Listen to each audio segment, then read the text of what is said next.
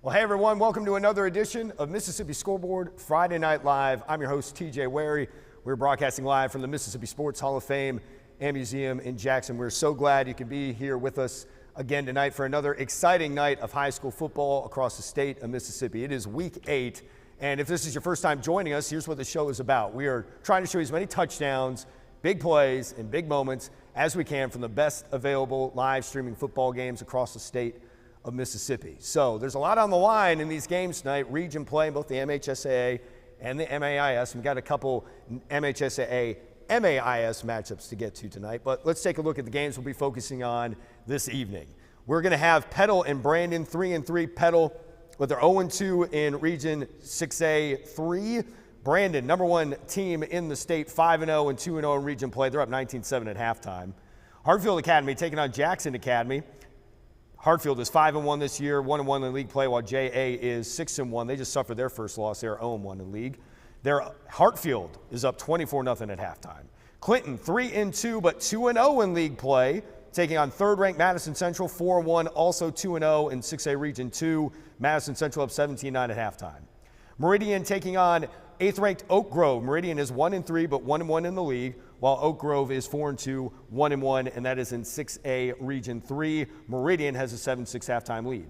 Yazoo City and Jackson Prep got underway a little late tonight. They started at 7:50. Jackson Prep 6-1, Yazoo City 0-6. We're going to be getting to that game shortly, and Jackson Prep has an early lead in that game in the first quarter. 5th-ranked Tupelo on fire right now, 6-0, 2-0 in their region, 6A2, taking on Starkville, who's 4-2, but they've dropped their first 2 games in region play. This is a monster game for the Yellow Jacks tonight at home, but they're down 14-10 at halftime. South Panola is 5-1 and 2-0 in their region, 6A Region 1. They're visiting host South Haven, who is 5-0 on the year and 2-0 in league play. It is 14-7 South Panola at halftime. And then Germantown in 6A Region 2 is 3-2 on the year, 1-1 in region, visiting Oxford, who's 3-3, 1-1 in region play as well. But Germantown having a very good night so far, 23-6 lead at halftime over the Chargers. So before we get to the games, let's take a moment to thank one of our sponsors, and that would be The Rogue in Jackson. The Rogue is the official menswear store of Mississippi Scoreboard Friday Night Live. Located at 4450 Interstate 55 Frontage Road in Jackson, The Rogue is your go-to destination for fine men's clothing. They also have a variety of collegiate gear for Ole Miss, Mississippi State, Southern Miss, LSU, and Alabama fans. Please visit The Rogue in Jackson and tell them TJ sent you. So that's the lead up to our show. Let's get to the games. Right now we're going to go to Jackson Prep and Yazoo City. That's going to be our first game tonight. We all know Tom Brady was the 199th pick in the 2000 NFL draft. But who was number 200? Well, none other than Yazoo City head coach Doug Goodwin. Goodwin, who holds a single-season receiving record at Southern Miss, was drafted by the Saints that year, and his team 0-6, but having a game right now with Prep down 21-6. Prep, meanwhile, scored just 14 points in their loss to MRA last week. That was their 29 points off of their average. Let's go live to Jackson Prep. With laid a lick on him right after he called it. Yes, he did. That's called a 1-2 punch right there, literally. Sam Watts, number 1. Duncan Matthews, number 2. 4th down. They're going to go for it, and why not? 4th down and about 6. Here's the throw, the slant to the end zone, touchdown. They beat Micah on that play. Well, those receivers, they kind of ran a little rub or cross type play on the edge. I think we might be able to see it right here. You can see the outside receiver comes on a post and the inside guy goes out. And I don't know if we were looking to switch that. Maybe we can run it back one more time and see if we tried to switch it or if we just got hung up in there. I think we may have gotten hung up. I don't know if they were switching or not. Let's see. Yeah, I think we just got hung up in there, and we just didn't get there. Right.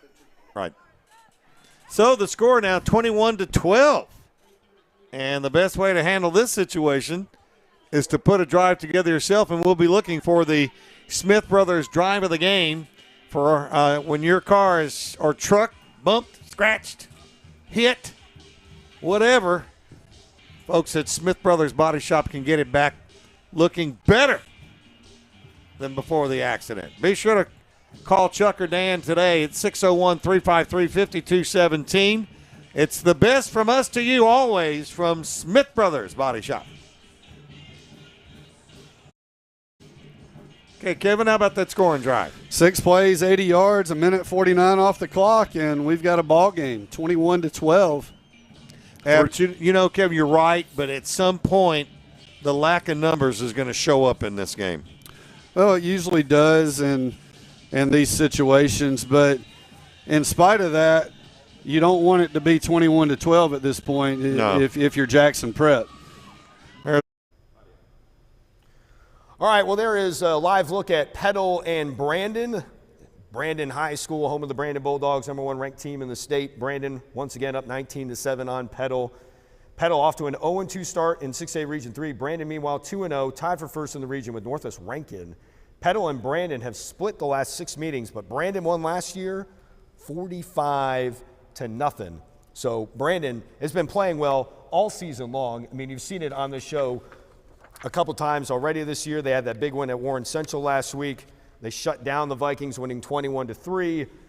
They beat Oxford this year 45-14. They got a win over Madison Central 28-7. Clinton, we're going to see them playing Madison Central tonight. That was their closest game so far this year. They beat the Arrows 42-35, and then they beat Terry 41-13. So Brandon looking like a true #1 team in the state. Now we're going to go over to Hartfield and Jackson Academy. Hartfield and JA just getting underway for the second half. Let's go see what's going on there as Hartfield has a 24-0 lead on JA this evening. Talk to me here. This little kick goes over to Kinsey West at the 20. Uh-oh. And you do not want to give Kinsey West any momentum at all. He picks up speed in a heartbeat. Takes it down to about the 45, 46-yard line.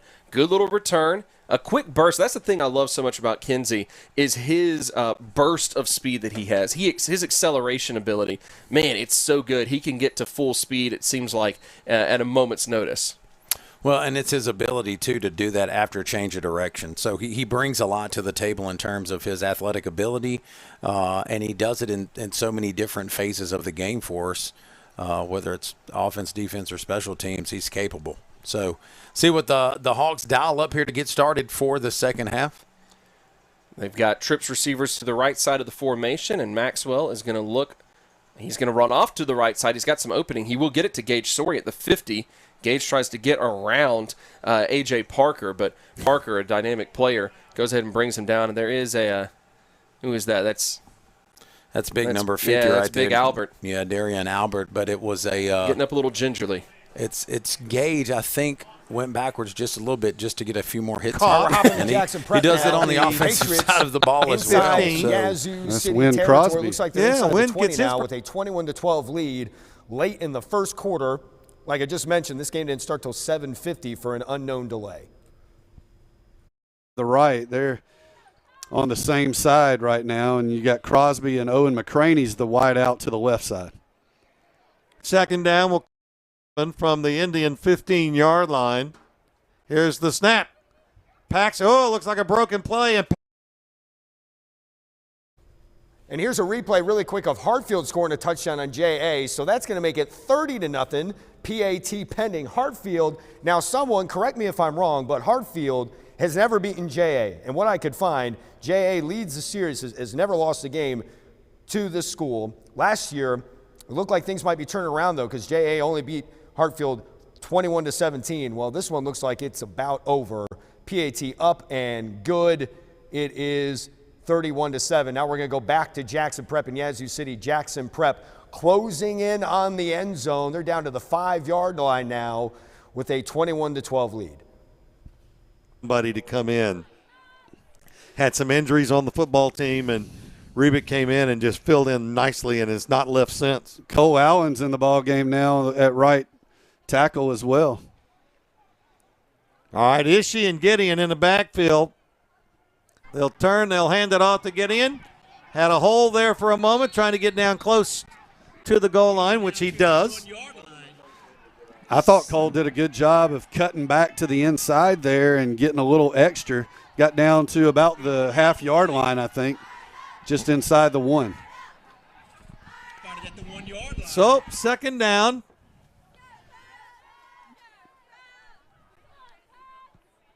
And here's the snap. They'll run it right up the middle for the touchdown. That's Thomas Cross. How about that? Thomas Cross says, yeah, I can carry the ball. All right, so Jackson Prep's got another touchdown, extending that lead over the Indians. Going to make it 27-12. A wild first quarter down in Flowood, 27-12. Let me do some quick math. That 39 points? I think it is. PAT make it 40. Another big game we're going to be watching tonight is going to be Clinton and Madison Central. Still halftime over at Madison Central, but these two are tied for first with Tupelo with 2-0 records in 6A Region 2. Clinton's only losses are to fourth-ranked Ocean Springs and top-ranked Brandon. Madison Central, meanwhile, has won 5 in a row over the Arrows, with 4 of those wins coming by an average of 19.5 points per game. Now, for a while, the Madison Central and Clinton rivalry was one-sided until about 2014, 2015, and 2016. Madison, that was the years of Cam Akers and the Arrows state championship runs. But Madison Central, longtime head coach Bobby Hall said, is it really a rivalry? Let's find another game while we're stuck in commercial. Let's go. We're going to come back. Yeah, we can come back to me. Yeah, so longtime Madison Central head coach Bobby Hall one time said it's not really a rivalry if one team's winning all the games. And that was true with Madison Central because the Jaguars were winning them all. And then Clinton went on that run in 2014, 2015, and 2016. The Arrows won 3 in a row, but now things have turned around, and Madison Central's got 5 straight dubs on the Arrows, and again with a 17-9 lead at halftime. We're going to go to Brandon and Petal now. Petal has the ball to start the third quarter, and Brandon has a 19-7 lead in that ball game. Let's go check in on the Panthers and the top-ranked Dogs. Brandon has is unbelievable. If there's a better secondary in 6A football, I'd have to say it. But Love doing a good job on the back end.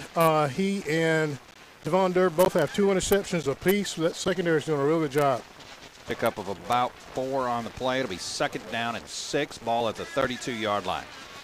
Bailey going to throw it again, and that's going to be incomplete. He was looking for his tight end. Actually, he was trying to get that to Caden Berger.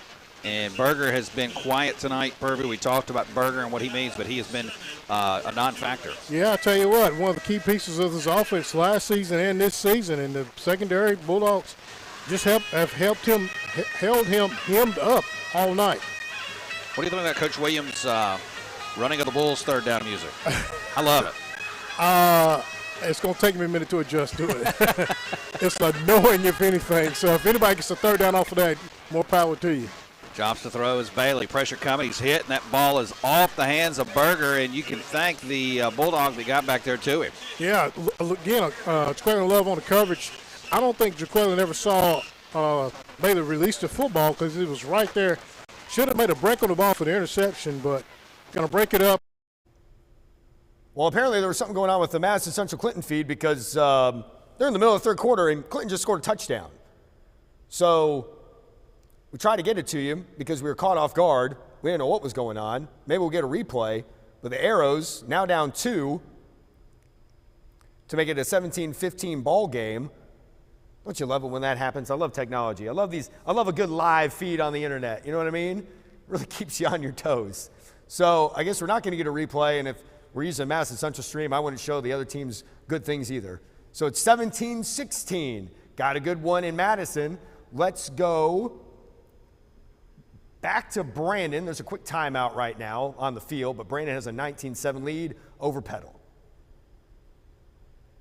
Yards, of course, touchdown rushing on the night, and penalties on the play. So now it's going to move the ball up, looks like around the Brandon 40-yard line. Didn't see an official call, but nevertheless, Brandon's going to start. First drive, second half, Bulldog 40. Just some miscommunication, guys, between they didn't know that it actually hit his foot. The line judge, they didn't see the marker being thrown out. So once he got their attention, that's when they moved it back. First down and 10 for Landon Varnes. Durr in the backfield. And play fake. Landon looking for it, going to throw it to Durr. And good job just getting it away as they pick up about 3 on the play. Yeah, you talk about rushing. Blunt 10 carries, 15 yards. We've got Durr 3 carries, 34 yards. Quincy Phillips Jr. 3 carries for no yards. We're going to go to Meridian at Oak Grove now. Meridian with a 7-6 lead in the third quarter, and they are at the Oak Grove 16 trying to punch in another touchdown. in 4-down territory. Looks like somebody moved on the Wildcat offensive line. Another advanced pet care penalty. Fortunately, this time it is on the Wildcats. We'll push them back further. And Carr, a good opportunity here for this Warrior defense to make a big stop. Chance to get off the field now. Again, a 3rd and long. A Columbia block and brick stop would be just what the doctor ordered right here.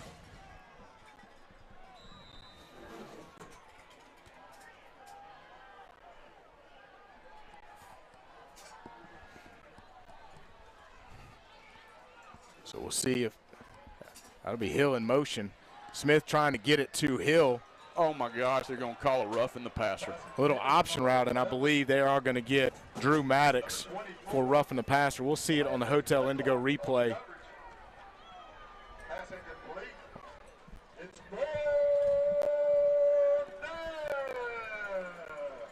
We'll try to see what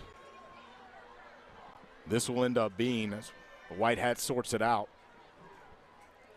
And I caught it at the last bit of the hit, Carr. Personal foul called on the defense.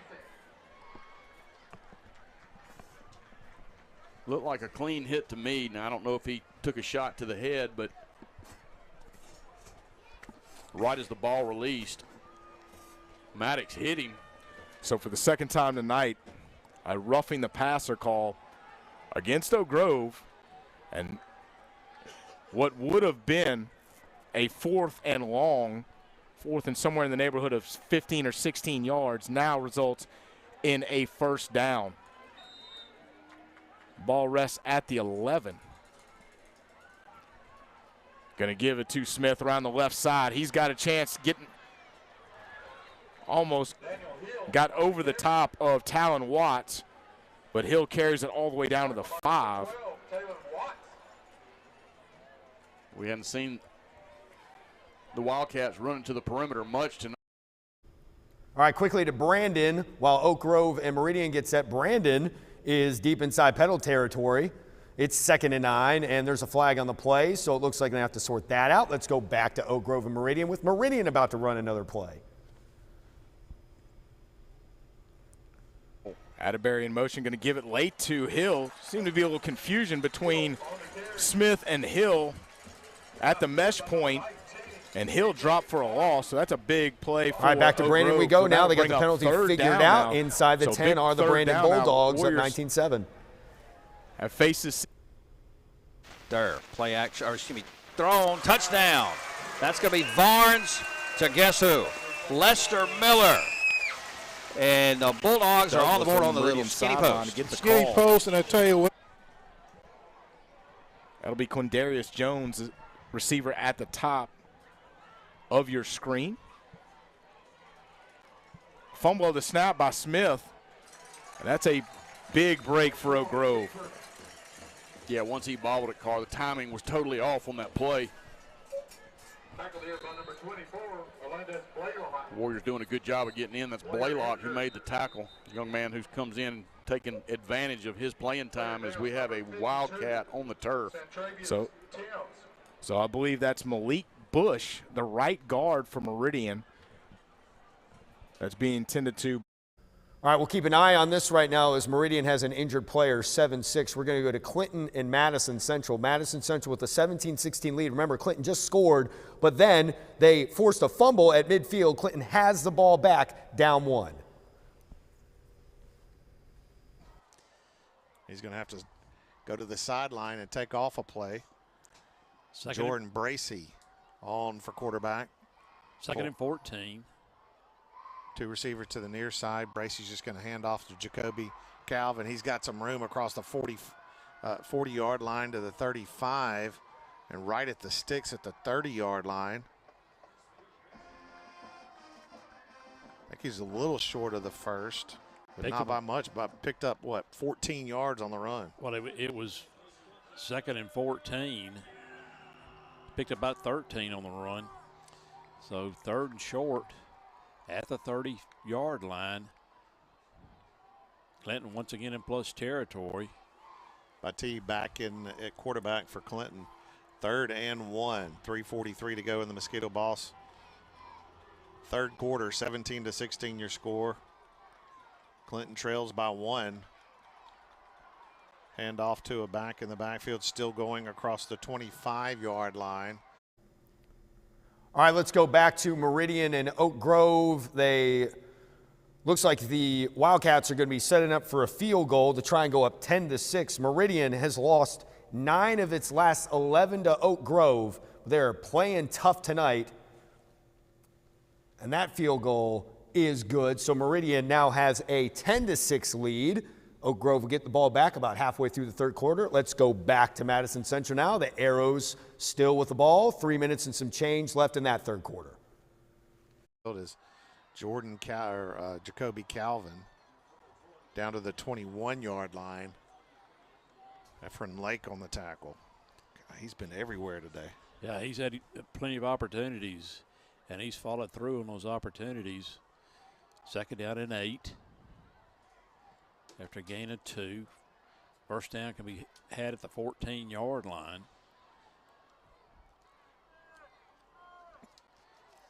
Madison Central's run only one offensive play here in the third quarter. It's been all Clinton offensively. Bati hands off to the running back to the near side, lowers his head at the 20-yard line to the 19. Juan Taylor, who's basically been playing everything in the backfield and wide receiver-wise for Clinton. All right, they're going to go to Tupelo and Starkville now, or at Starkville High School. Tupelo with a 14-10 lead. The Golden Wave on the move. And you don't want to mess with Tupelo right now. They're 6-0, 5th in the state. They have 3 shutouts this season, and they've given up double digits just once. Well, now it's twice, I guess. That was a 42-10 win over Corinth. Starkville, meanwhile, 0-2 in region play, and a third loss would all but sink their playoff chances, and that pass is almost picked off. Let's jump back to Clinton and Madison Central real quick. Clinton making a move for the end zone, and I think he's in. Touchdown, Arrows. That play was happening just as that pass was incomplete in that Tupelo-Starkville game. So Clinton getting 2 scores now in the third quarter to take the lead. It is 22-17. Speaking of teams you don't want to mess with right now, Clinton looks like that team, as the Arrows are making some noise in 6A Region 2, and they're on the road at Madison Central, up 22-17. They must be having some camera problems, because I can't tell. It looks like they're going to be kicking a PAT, I'm assuming, here in this Clinton game. And they are. So let's go back to Starkville and Tupelo. A kick is on the way in Tupelo, for Tupelo, I should say, a field goal attempt. That one is good. So Tupelo takes a 17-10 advantage. So things are picking up here in the third quarter of Week 8. Let's go now to Brandon and Petal. Well, we've got some lull in the action right now. Brandon up 26-7 on the Panthers in the third quarter. Called his name a lot tonight, but he came in this ball game, 44 carries, 222 yards, 2 touchdowns, had a decent little ball game last week. Expect to see him be the Bread Brothers offense down the road. Bailey drops to throw, looking, can't find anybody, going to take off with it, call his own shot, and get down to the 45-yard line of Brandon. It's going to be a first down. It's going to be a flag on the play. Chris, that's going to be a hit to the head. Yeah, they're going to call, as he was sliding, the Brandon player did not pull up. I don't know if they're going to call it targeting to his head, but just, he gave himself up in high school. Once he starts sliding, you cannot touch him. And so it's going to tack on 15 more yards into this. Yeah, they're going to call that Loveday Poindexter in the ball game, subbing in at the line of scrimmage for the Bulldogs. Defensive staff getting a lot of. All right, we're going to get back to Brandon and Petal very soon, but really quick, we're going to hear a word from our sponsors. When I was injured, I thought my season was over. I was determined to get back in the game. My Mississippi sports medicine surgeon drew up the perfect game plan.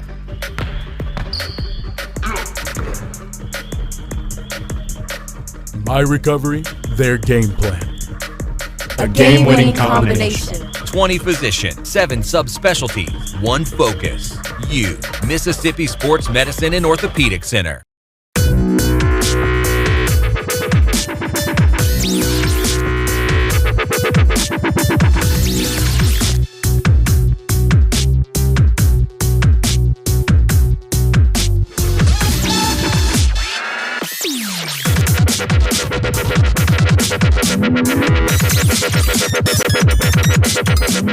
Visit the Mississippi Sports Hall of Fame and Museum, where legends come to live.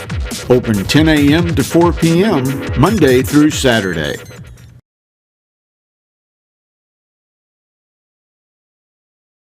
We're going to go back to Brandon and Petal now. Petal has the football, but they're down 26-7. Tall task for the Panthers tonight. Let's see what they can do here on this 3rd and 7. 3rd down and 7. Got to get down to the 21-yard line or 22 for a first down. Throws. That ball's complete on the screen, and that's going to be a little short of the first down. And scrambling for some football, it looks like, down there. Oh, official call, yeah. It looks like he turned upfield to catch it, coughed it up, but I think they're going to get the recovery. All right, to Madison Central we go now. The Jaguars quickly into Clinton territory, down 6. Less than a minute to go in the 3rd quarter. Vic Sutton airing one out for the Arrows, and that one is caught inside the 5. What a big play for the Jaguars, making that cameraman's night down there in the corner. So Madison Central knocking on the doorsteps, trying to retake this lead in a big 6A Region 2 showdown. And Spencer, first one was down at the 5. Spencer down this time on a nice catch at the 2-yard line. End up pulling one into a red zone. Obviously at the 2.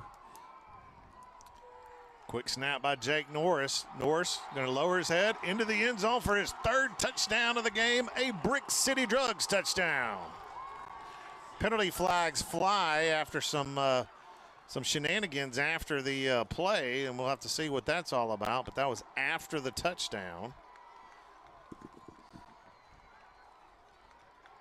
Couldn't see exactly what happened. There were a lot of players in the area. A big pile up down along the goal line as Norris plowed his way into the end zone. Coach Toby Collins out almost to the numbers at the 10-yard line, trying to find out what's going on from the official. 23-23 after the touchdown. Let's see what the call is going to be.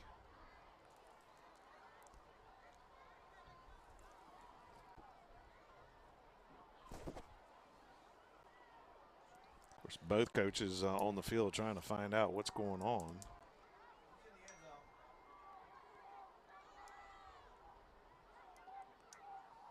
Just an updated score while we wait here. Oxford over Germantown, 23-6 at the half, Bob.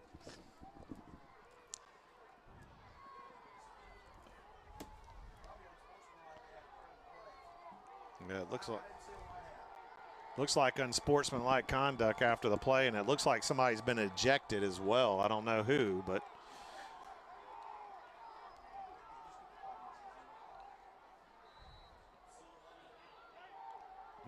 Max Zulago on for the extra point. See if he can get this Klein Tours PAT. Good snap, good placement. It's up, it's good. That Klein All right, so that extra point is good. Madison Central retakes the lead. A wild 3rd quarter in the jungle. Let's go back to Brandon. Petal on the move still. 4.5 minutes to go in the 3rd quarter on that one. Brandon up 26-7 and a flag on the play. False start, not what you want there for the Panthers when you are down by 19. 2nd and 8 turn it into 2nd and 13. Let's see what they can do here. Up toward the line of scrimmage, like again coming on a blitz. Didn't get across the line of scrimmage this time, but I bet that was a right tackle that moved. Now ball set at the 22-yard line, 2nd down at about 13. Bailey, a throw crossing route, and that ball is caught down around the 12-yard line. It'll be 3rd down and short. Berger got wrapped up by Didia around the 10-yard line. Never heard a whistle. Berger kept running, which I don't blame him. Guys, he didn't blow the whistle and got up, and to be honest with you guys, he was knocked down. And no whistle down here, but they kind of just stopped it. Yeah, just stopped playing, no whistles. Berger did what he was supposed to do, but Coach has got to make sure to use that whistle. 3rd down, we'll call it 3. Hand off to Berger, who makes a move, and they're going to have a first down. It'll be 1st and goal down at the 7. Setting Berger in motion from inside slot receiver to the backfield. flanked the quarterback to his right, snapped the football, gave it to Berger going from right to left. Berger found a seam, took the inside step into the heart of the defense, got to the first down marker. Tell you what, Chris, he almost broke that run to the end zone. That's just an athletic play there. Able to, again, one tackle to beat, and he's in the end zone, but Brandon recovers quickly. But now first and goal situation. 2:54 to go in the third. First and goal for Petal. Berger this time stacked up a loss on the play. Isabel wasn't being fooled. All right, we're going to go to Tupelo real quick. Tupelo is backed up against its own end zone. Starkville defense trying to make a stand here, and on 3rd and 9, maybe get a safety, but it looks like an incomplete pass. So now Tupelo is going to have to be kicking out of their own end zone to try and get this out of there and into a safer spot on the field. This is going to be a very dangerous punt. Before we go there, let's go back to Brandon. Petal's got a 2nd and goal. Pass out into the flat. That is incomplete. So now we're going to hop back to Starkville and Tupelo and see how this punt goes. Blitz right there, and again, applying pressure. All right, so you're going to have to catch and kick. Just get as much on it as you can and get it out of there if you're Tupelo. Starkville's not come, sends one guy after it. Low line drive going to be taken by Burnside at the 40, come forward across the 30, inside the 25, down the left side. Going to be pushed out of bounds inside the 20, but we're going to have a couple of flags late. Looks like going to be maybe a block and a back towards the middle that didn't have anything to do with the play, it looks like. All right, that's a good return for Starkville with the flags pending. Petal's got 3rd and goal now. 26-7, going for the end zone. That pass is incomplete. It was a good throw, but they could not hold on. Good play on defense by the Bulldogs, keeping the Panthers out of the end zone. You got to figure they're might think about going for this. Let's see what they're going to do strategy-wise on 4th and goal. We'll hang here on Brandon, and then we'll hop back to Starkville and Tupelo. Starkville is going to get that ball back. It looks like Starkville just got a penalty called against them, so that nice punt return is going backwards.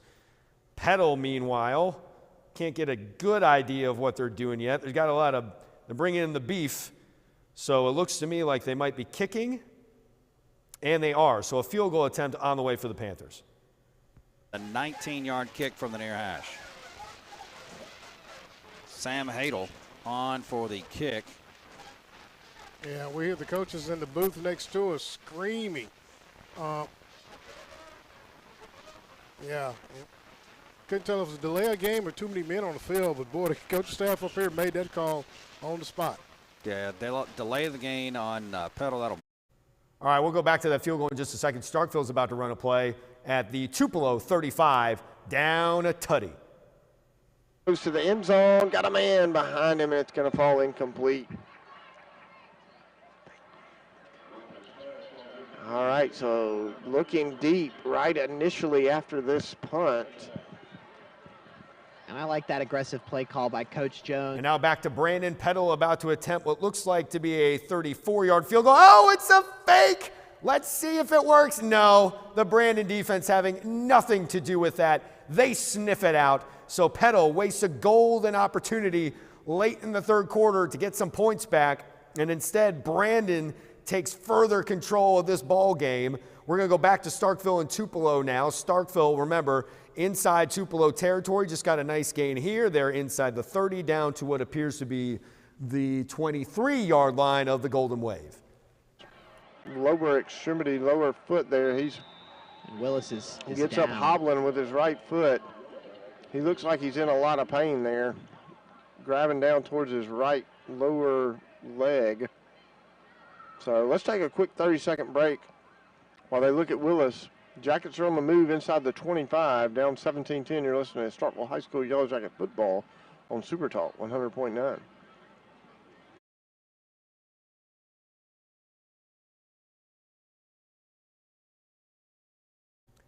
All right, we're going to hop over to Clinton. Sorry we missed this one. Clinton just scored another touchdown to take a 29-24 lead. We'll hang here and see if they can make the extra point. The big extra point.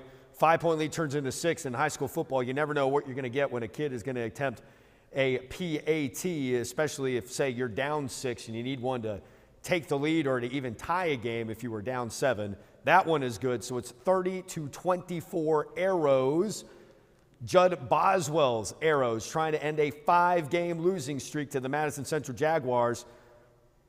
Let's go down now to Oak Grove and Meridian. Meridian just gave up a huge play to Oak Grove, but stopped them at the 1-yard line, and you're going to get the replay right here. Thank you, Oak Grove, for the replay in the broadcast. Look at this run. Going to get all the way downfield before a big hit here inside the 5, down at the 1, maybe the half-yard line. So Oak Grove, that was the last play of the third quarter, it looks like. Yep, they have changed the clock to the fourth quarter, so they're going to take a timeout. We'll go back to Brandon and Petal as Brandon's taken over. Kind of got some downtime as we're switching to the fourth quarter in most of these games.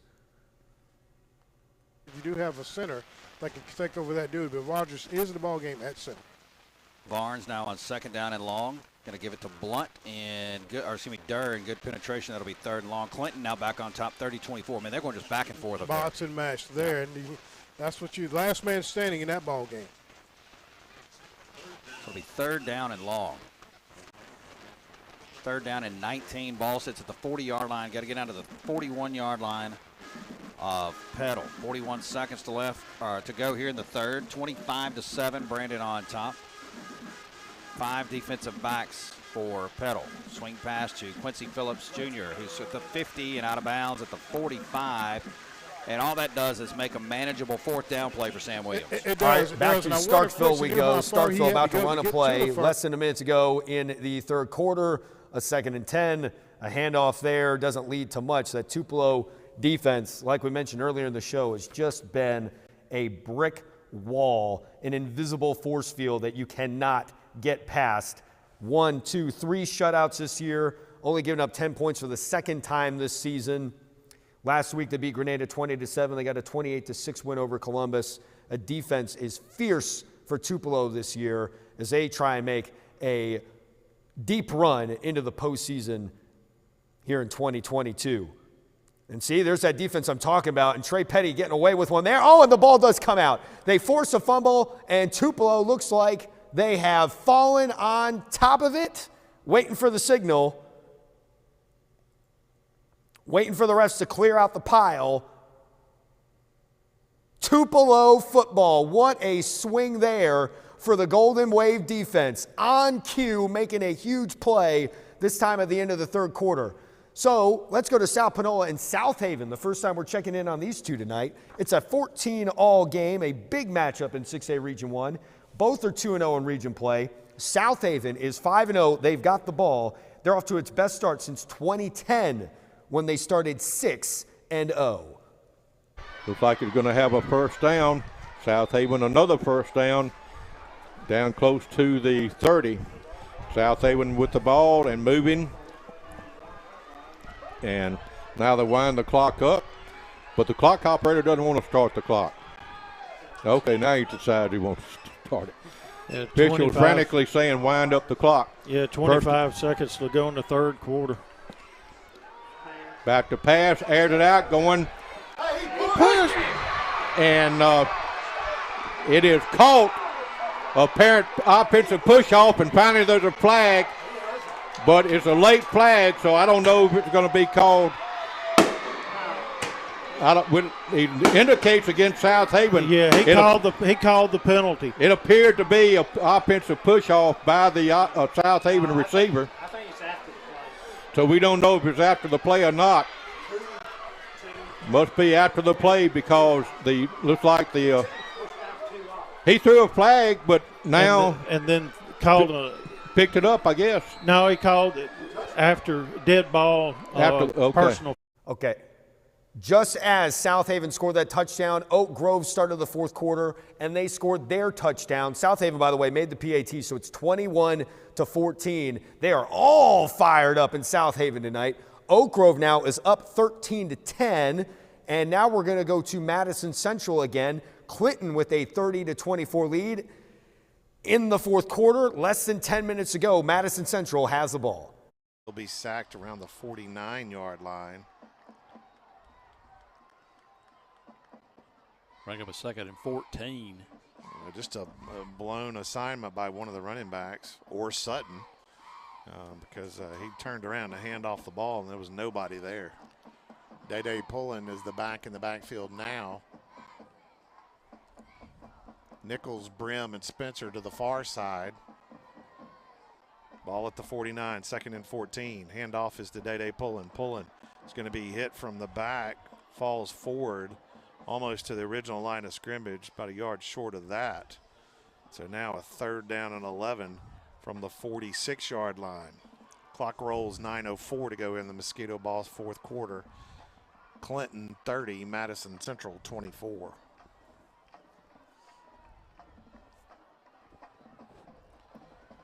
Sutton will send 2 receivers to the far side and 1 into the near. 4-man defensive front. Sutton, play action.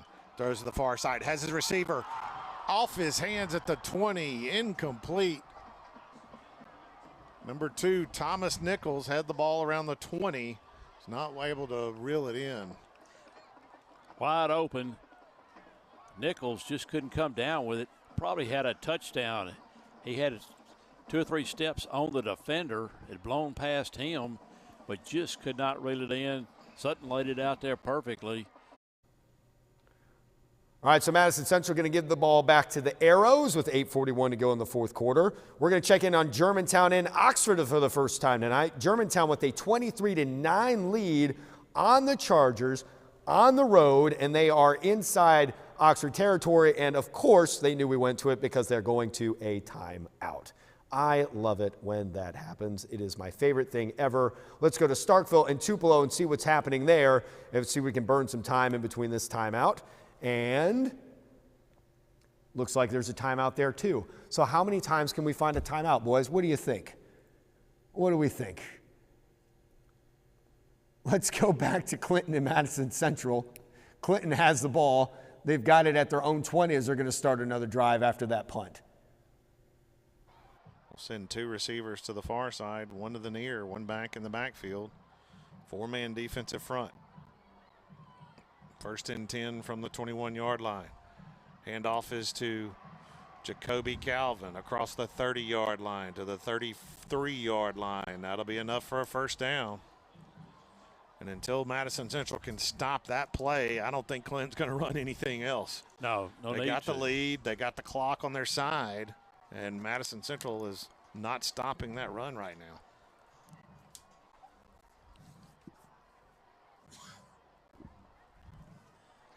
The Arrows in no hurry.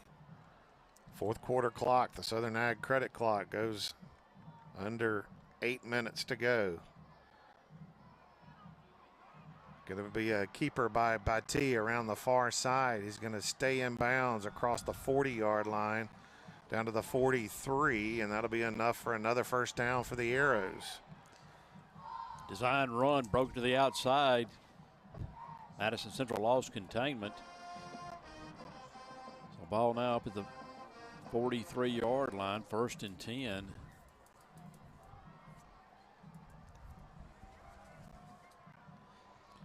Clock rolls, 7:20 to go here in the ball game. Clinton 30, Madison Central 24. The Arrows 1st and 10 from the 43. Handoff to another Arrow across the 50. That's Jacoby Calvin down to the 49-yard line of the Jaguars. 2nd down and 2 coming up.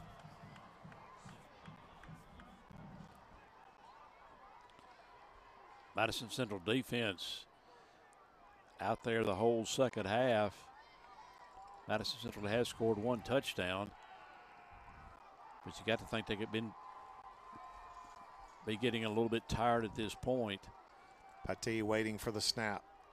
Turnover will be nice here. 3 receivers to the near side. Jacoby Calvin with the handoff across the 45-yard line, still on his feet to the 40, down to the 38-yard line. On the tackle, number 7 for Madison Central. That's Ryan McCall. Not before a 1st.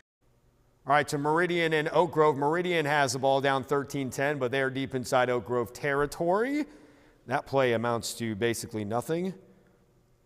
And now we're going to jump back to Clinton and Madison Central while Meridian gathers itself. Clinton looks like they're about to run another play with a 6-point lead. 6 minutes and change playing in the 4th quarter. Perhaps a chance to put this game away and end a 5-game losing streak to the Jaguars. Yards after contact. Shotgun formation, lazy snap. It's going to be handled and handed off across the 35 to the 30-yard line, almost looks to be a little short of the first down. They're going to mark it at the 29-yard line. 2nd down and 1 from the 29. Juan Taylor on the carry for Clinton. 5:33 to go here in the ball game. 30-24. Clinton on top of Madison Central. Ball at the 29-yard line. And Madison Central will take a timeout. We will as well. Clinton 30, Madison Central 24 here in the. All right, timeout, Clinton, Madison Central. Back to Meridian and Oak Grove. Meridian still with the ball, 4th quarter. Spins out of the tackle and picks up the first down. Card Warriors had him on the initial contact. We'll take another look at it on the Hotel Indigo replay.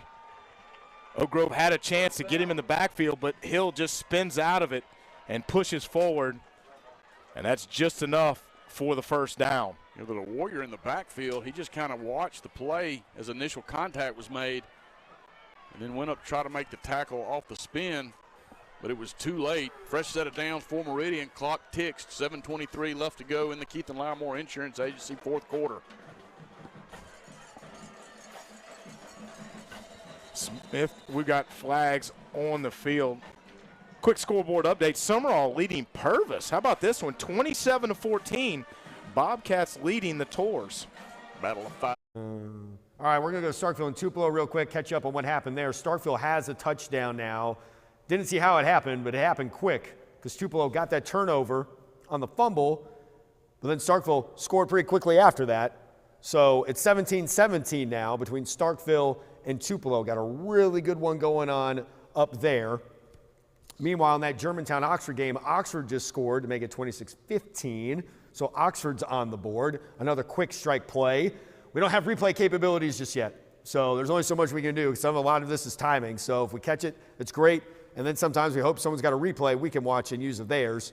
But Tupelo, nice screenplay here. And hey, we might catch this one live. How about that? Tupelo retakes the lead. Are there any flags on the play, boys? Don't look like it. And Tupelo retakes the lead. It is 23-17. So the Golden Wave certainly happy there. Let's go back to Oak Grove now. Meridian still with the football, down 13-10.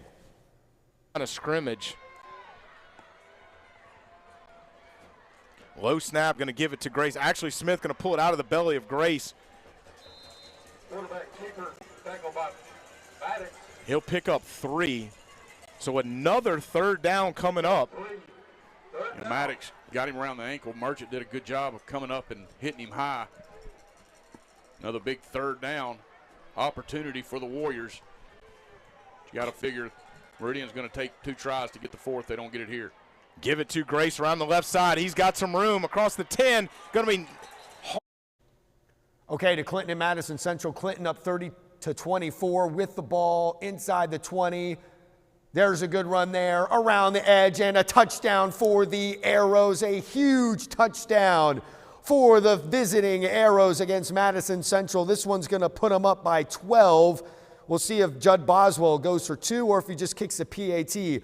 Regardless, 4 minutes to go. They've got a 2-score advantage. A humongous touchdown there by Clinton. Let's go back to Meridian and Oak Grove. Meridian still inside the Oak Grove red zone. Oak Grove comes up with a stop here. I don't know what down it was. Oh, it looks like there might be a turnover. That was 4th down. Now let's see what the spot is. Let's go to that broadcast. And I don't believe he got it. Wow. And you know, after Meridian really executed the field goal quite well from Chance Anderson, you thought they might take another shot at it on 4th down because he had plenty of leg. We'll see where the. And this is going to draw a measurement, but it looked like he was well short. And so we will indeed get a measurement. Gary Shows and the rest of that chain gang. Brother Gary on the chains for ever. He and Tom Brock. Yeah, they're going to be well short. And Oak Grove, after all of that, comes up strong. Big 4th down stop for Benji Merchant's crew. Wow. What a big play. So the Warriors. All right, so a turnover on downs. Let's go back to South Haven. South Haven with a 21-14 lead on South Panola. This is a big game for South Haven. Remember, we mentioned just a little while ago, they're off to their best start since 2010 when they started 6-0, and they got a chance here tonight to match that start from 12 years ago. Let's go live to South Haven. South Haven, ball at the 19-yard line. Handoff to Brevard, breaks a tackle, pick up a yard or two, and we'll bring up 3rd down. Actually, looks like very little yardage. You know, there's Chris? a lot of time on the clock for us to come and score. Yeah. If we just got to get the stops. Let's go to Chris Ware. Yeah, Judge, it's like the ball's on the 19. All right, so we'll bring up 3rd down and about 5 for South Haven at their own 19-yard line. 21-14, South Haven on top with 8:40 left to go in the ball game. And quarterback Stovall looking over to the sideline, barking out the signals. Long snap count. We'll give it to the running back. He cuts back. He's got a seam. He got one man to beat. And Motrell Chapman, or actually Demarion Hoskins, makes a tackle, open field tackle, but not before a long run all the way down inside the, let's see where they mark it. Looks like It'll be at the 44. Long run there. That was a 3rd and 4 from their own 20 from South Haven, and they just picked up about a 36-yard run by Brevard all the way into Tiger territory at the 44. Demarion Hoskins on the tackle, but not before South Haven with a big run, 36-yard gain. 1st and 10, South Haven at the Tiger 44. They're just going to keep it, run it, and Stovall, the quarterback, breaks a tackle, another tackle, still going all the way down to about the 20, inside the 20 to about the 17-yard line. Another 1st down for South Haven. South Haven running at will, up by 7. 21-14, South Haven on top. 7:45 left to go in this ball game.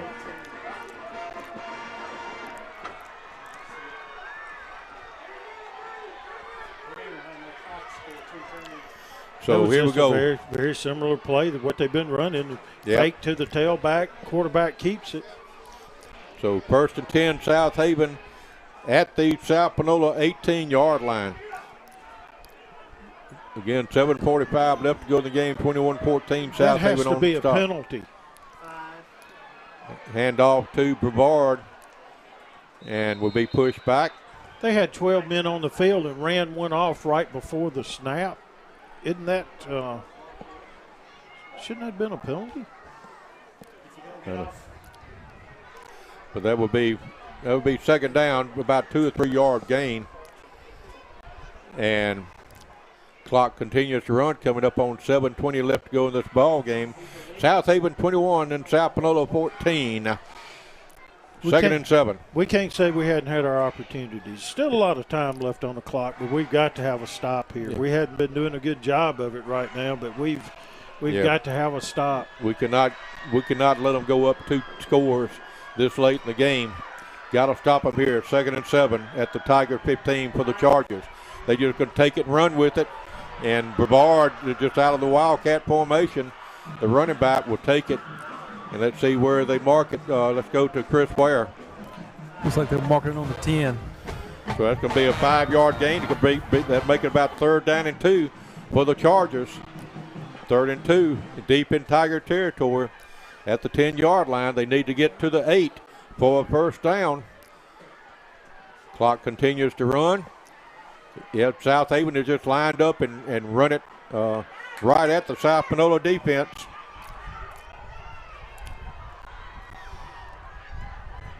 Taking no reason to rush it up, taking the time. Will keep it himself. We'll have breaks a tackle. Touchdown. Another tackle. He can go on in. Touchdown. Touchdown South Haven, he was stopped, looked like short of the first down at around the 10-yard line, broke a tackle and 2 tackles and went on in for the touchdown. Touchdown, Kaiser Florida touchdown for South Haven. And PAT coming up. 6:03 left to go in this ball game, and South Haven is on the top. Well, that was certainly a huge touchdown for South Haven, as it looks like the PAT was good there. So that's a 28-14 lead over South Panola. Game looks like it's in hand. We're going to take a quick break before we go back to the rest of the fourth quarter action here on Mississippi Scoreboard Friday Night Live.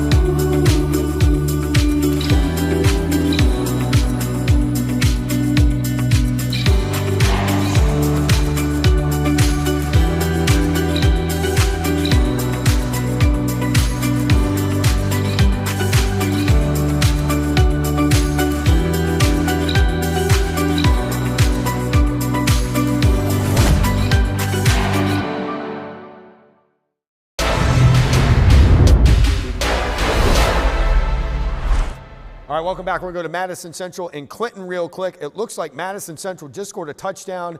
Maybe we'll get a replay? I don't know. But Madison Central down 38-30, so this is a huge extra point for the Jaguars. Clinton scored that touchdown you just saw a little earlier. Then they got a 2-point conversion. PAT up and true, so it's 38-31. I have a feeling an onside kick may be coming, so we'll keep a close eye on that one. While we wait, let's go to Starkville and Tupelo. Tupelo has the ball, up 24-17, trying to put this game away. And quarterback, they'll send H-back in motion left to right, give it to Middlebrooks. He'll go right up the middle. He'll be brought down by Methvin after a gain of 6 or 7. Give him 7, so it'll bring up 2nd and 3. Another Jacket slow to get up on this play. It's number 9, Jawan Davis. It seems like he's okay, but he was slow to get up. They're going to run. Looks like the Jackets going to make a late substitution.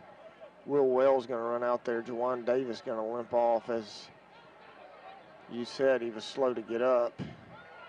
Go to Madison Central and Clinton. Madison Central about to try that onside kick to get the ball back and keep their hopes alive to at least tying this game. It's a good kick, but it looks like Clinton has the ball, and I'm not sure the timeout situation, but it is not looking good for the Jaguars, as Clinton looks like it might be ending its 5-game losing streak to Madison Central. Let's jump back to Starkville and Tupelo. Tupelo deep inside Starkville territory, trying to put this game away, maybe get another score here to really take a firm control of this game. They're already up 24-17.